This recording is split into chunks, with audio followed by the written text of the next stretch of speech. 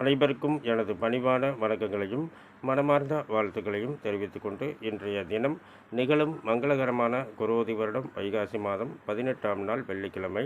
நல்ல நேரம் சுபகோரைகள் காலை 6 மணி முதல் 9 மணி வரை, மதியம் 1 மணி முதல் 1:30 வரை, மாலை 5 மணி முதல் 6 மணி வரை, இரவு 8 மணி முதல் 9 மணி வரை.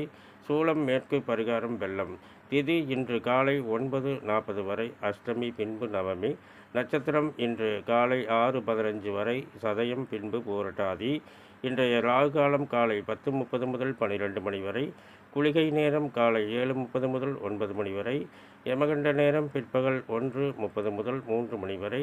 சந்திராஷ்டம நட்சத்திரம் ஆயில்யம் மற்றும் மகம்.